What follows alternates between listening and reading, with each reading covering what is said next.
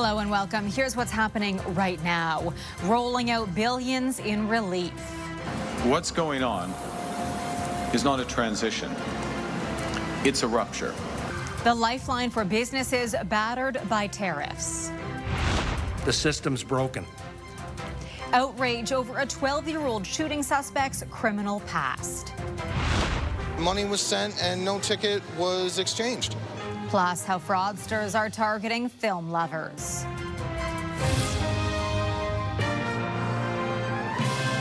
CTV National News with Heather Butts.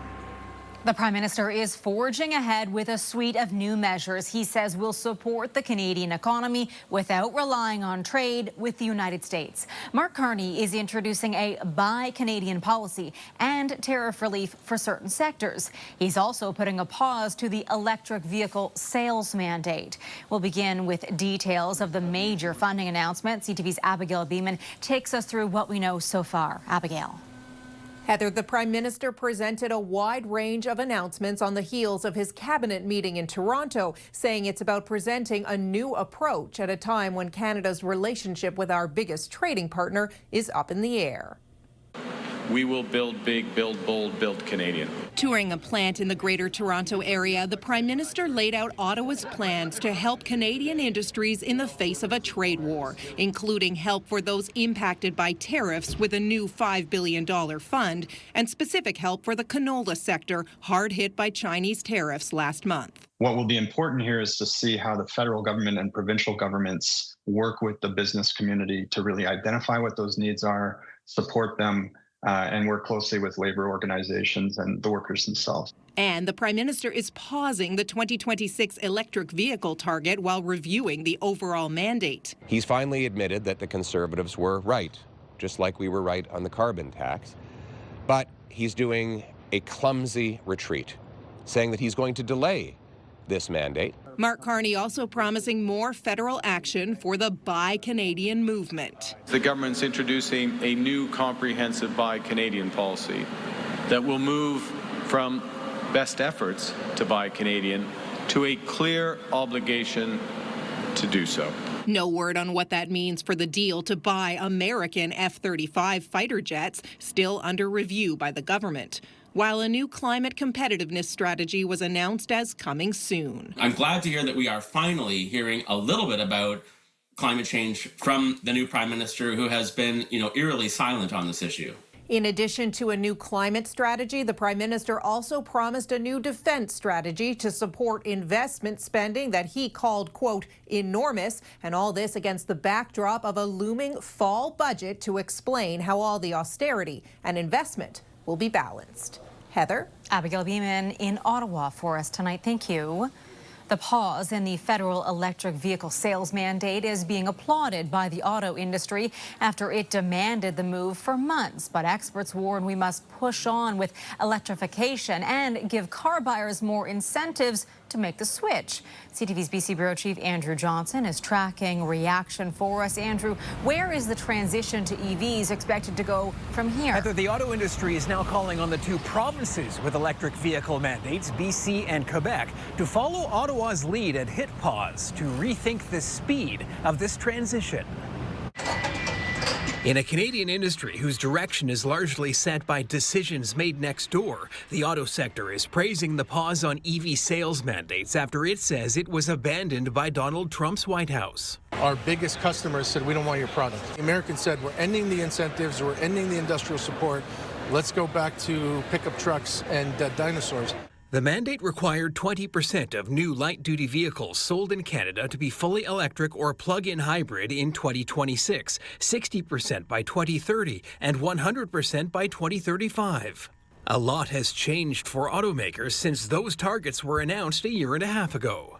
They've got enough on their plate right now, so we're taking that off. In addition to Trump's tariffs, Canadian EV sales have plunged. In June, they were down 35% year over year. It makes sense that we would take the opportunity to recalibrate that mandate if we're going to have one so that it does reflect what consumers actually want to buy. Some blame the end of provincial and federal rebate programs that saved buyers thousands.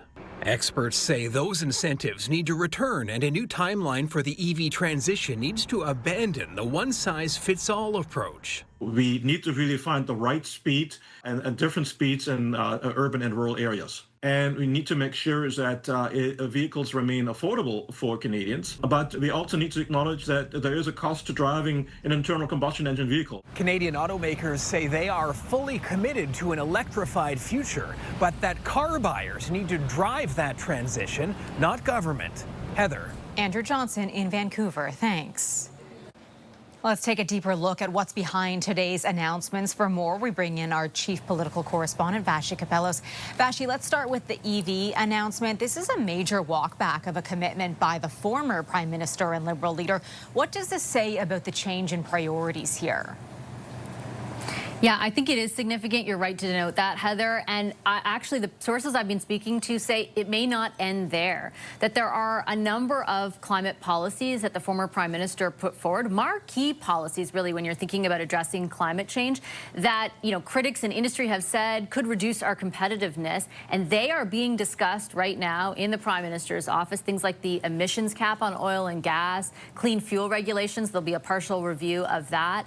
Bill C-69, all of that is up for discussion, and we may see an announcement to that effect a little bit later down the road. So I think it is a significant demarcation from the previous government, and I imagine people who voted for this government, partly at least because of their impact on climate change, might be disappointed.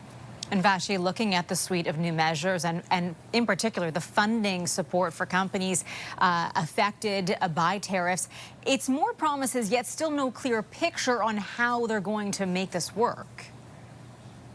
Yeah, two things I would say to that, Heather. The first is watch for the budget. I think that will fill in a lot of the gaps about how exactly this stuff is going to work. The second thing I would mention is really at the end of the day, these supports will go a way, but not the whole way. The big key question is, will the Prime Minister be able to get U.S. President Donald Trump to significantly reduce those sector-specific tariffs on industries that are suffering? That is the thing that is going to have the biggest difference if it happens at all, Heather.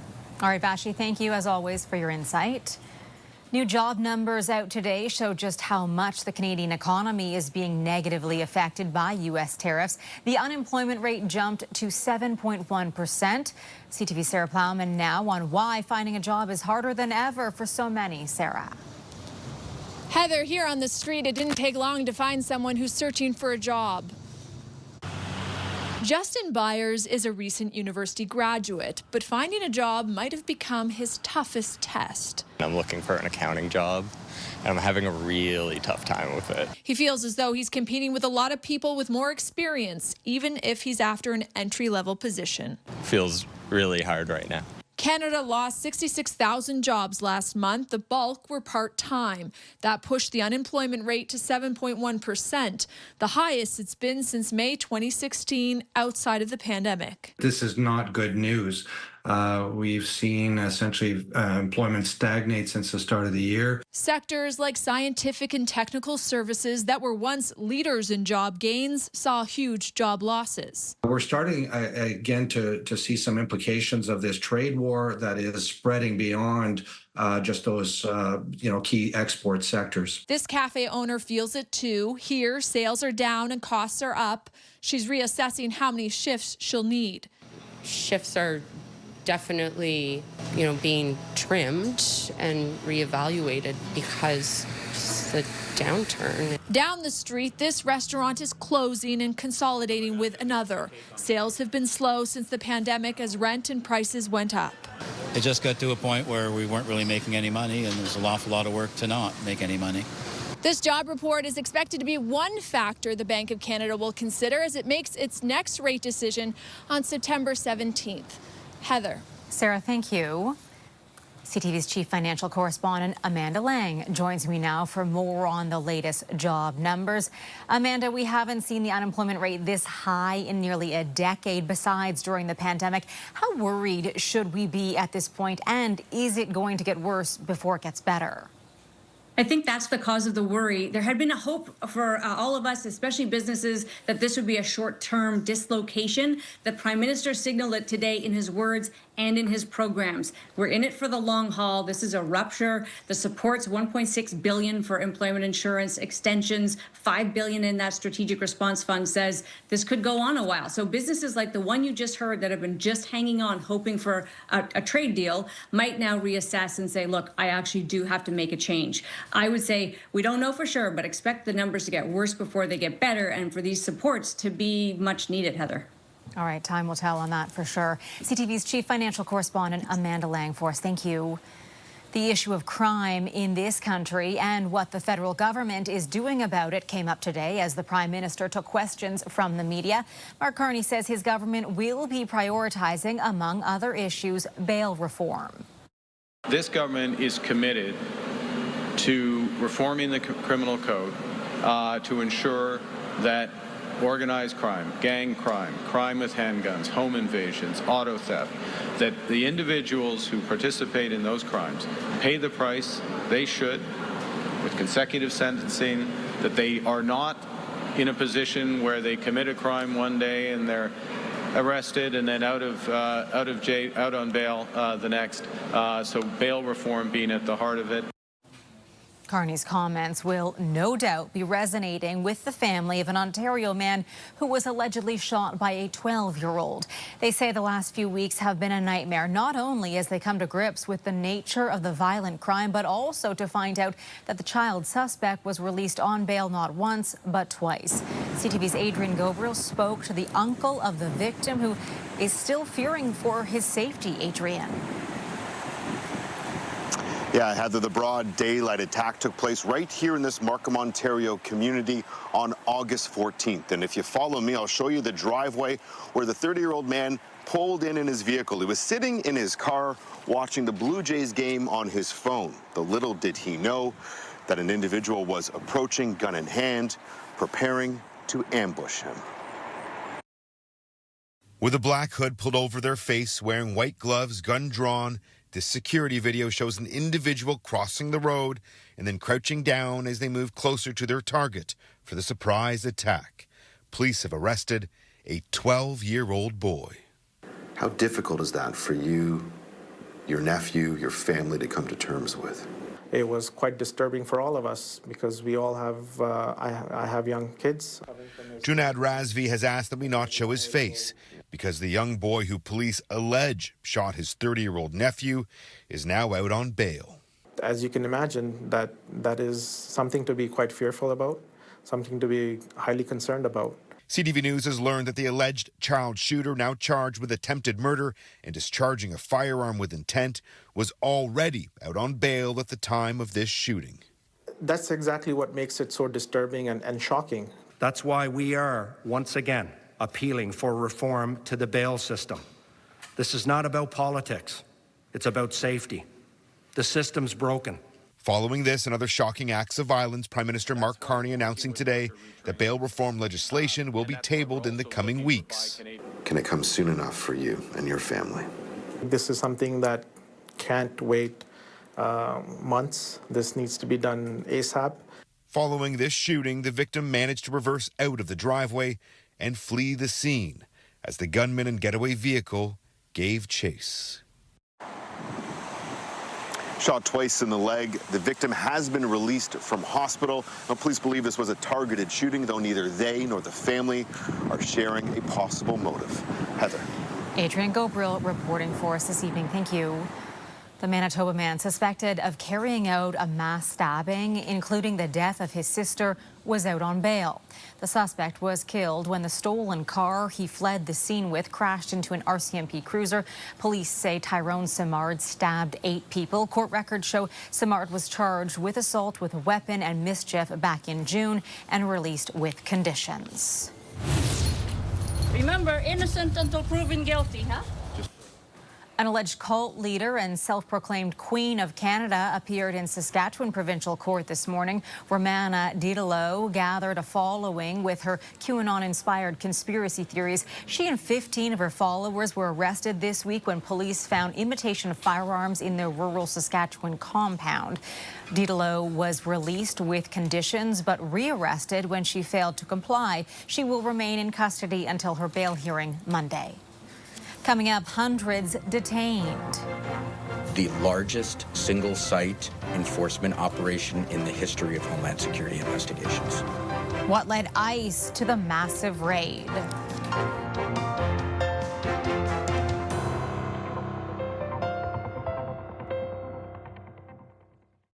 A couple from Quebec is among the 16 dead in the fatal crash in Portugal.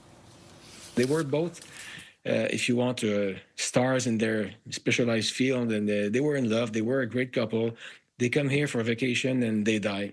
It's such a tragedy. Canadian Andre Bergeron and his partner Blandine Doe, a permanent resident, were in Portugal to celebrate his 70th birthday. The crash happened when the funicular derailed on a steep hill in Lisbon. U.S. Homeland Security and ICE detained 475 people at a Hyundai plant in Georgia in what's being called the largest single-site enforcement operation in the history of the department. This operation underscores our commitment to protecting jobs for Georgians and Americans. Agents say the sting operation was the result of a months-long investigation after receiving many leads from community members and former workers. Authorities say the majority of those detained were Korean nationals who were working illegally. A spokesperson from the plant says they are cooperating. Piece by piece, the impact of Donald Trump's trade war is building. Lego is one of the latest companies to feel the squeeze. All those little tiny pieces are now subject to tariffs, to the point where it's just not worth financially for Lego to run it anymore. For a small price, Lego enthusiasts could order specific pieces through the Pick a Brick program, whether to create something new or to replace a lost item. However, due to tariffs, particularly items under $800 no longer being exempt, that option has been paused. Meantime, the Lego Ultimate Collection series Star Wars Death Star is the first ever set to sell for $1,000 US or nearly 1,400 Canadian. The iconic battle station comes with more than 9,000 pieces, complete with Stormtroopers Darth Vader and Luke Skywalker. It is useless to resist. Don't let yourself be destroyed as Obi-Wan did. Darth Vader's lightsaber from Star Wars The Empire Strikes Back and Return of the Jedi sold for $3,654,000 US, making it the most expensive Star Wars memorabilia ever bought at auction. CTV News will be right back. TIFF has officially kicked off in downtown Toronto, and film lovers have been snapping up tickets online as fast as they can. But scammers are taking advantage of the rush and ripping people off, not just for TIFF films either. CTV's John Benavali-Rao with some buyer beware tips when it comes to online sales. John. Heather, the warning for those desperate for TIFF tickets: watch out for scammers. Among the festival goers at TIFF, excited to catch a few movies, is Zach Conway, who really wanted to see the premiere of a new sports drama starring The Rock called The Smashing Machine. But when he tried to get a ticket, only those on the usual resale websites were available and priced at $200 to $300 for a movie ticket. Resale was just absorbent. Frustrated, Conway went on the social media site Reddit and asked if anyone had a spare ticket for sale. He got a response. He said that he would sell it to me for about $50, and unfortunately, the money was sent and no ticket was exchanged. Conway admits he was naive and never should have e-transferred cash to someone he met online. But he also feels the sky-high resale prices and added fees on Ticketmaster and StubHub drove him to try and find an alternative, and he got scammed. I just think it's unfair. On social media, there's been plenty of complaints about the resale ticket prices for TIFF this year. They're insane. They're way overpriced. It makes it harder for young people and older people to access the arts, which is really disappointing. In a recent poll, more than half of respondents said over the last 2 years, it's become harder to get tickets to in-demand events. Some, like Conway, turning to social media to try and get a reasonable price, which is risky. To try and address the problem, a Toronto-based company launched an app last year called Go Confirm that can help verify the legitimacy of buyers and sellers to deter scammers. So in our app, everyone goes through a government ID verification process, very similar process to if you were signing up for like a new bank account. As for Conway, he just hopes others learn from his experience. And some good news, a Redditor helped Conway get a ticket to another hot premiere, Frankenstein, which he's happy about. Heather. You like to hear that, John. Thank you. After the break, a mystery solved. Now the restoration begins.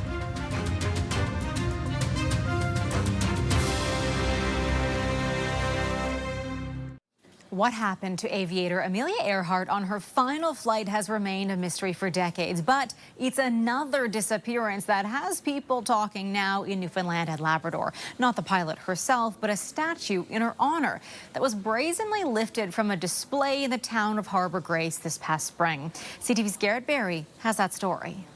Hacked, scratched, and sawed, the pieces of Amelia Earhart are all back together now and set for repairs at sculptor Morgan McDonald's foundry in Logie Bay. This is a first for me. This is the first time I've ever had to go to the RCMP detachment and retrieve something that has been destroyed to this level. The statue has seen quite a journey, missing for weeks, stolen in the middle of the night from an installation in Harbour Grace. The town begged for help, gathering thousands to offer for a reward, and published the best clue it had. This video from a nearby gas station where you can see a vehicle zooming in the distance. Last month, after a tip, police found the statue broken into parts in a forest about 25 kilometers away. Police are now investigating, but McDonald is taking over, tasked with returning the statue to its glory. Based on the scars left behind, McDonald suspects the thieves were hoping to scrap the statue and sell it. What I don't think they realize is they've destroyed a work of fine art. This is its value comes from the time and the effort that the sculptor puts into creating this piece. The statue commemorates Earhart's 1932 transatlantic flight. She was the second person ever to accomplish that feat, and the first woman, and she did it by leaving from Harbour Grace. I don't think it was a day went by that I wasn't asked about Amelia. Mayor Don Coombs says all the attention in the media and in the town kept the hunt for the statue alive. Eventually, he figures it got too hot to handle for the thieves, and they dumped the statue in the woods. So we got her back. Morgan can fix her, and it's going to be a celebration. It's going to be a time in Harbour Grace. The mayor says the town is planning a big re-unveiling when the repair work is done. Garrett Berry, CTV News in Logie Bay, Newfoundland and Labrador. That is our newscast for this Friday. Thank you for watching. I will be back with CTV National News at 11. I hope you can join us. I'm Heather Butts. Your local CTV News starts right now.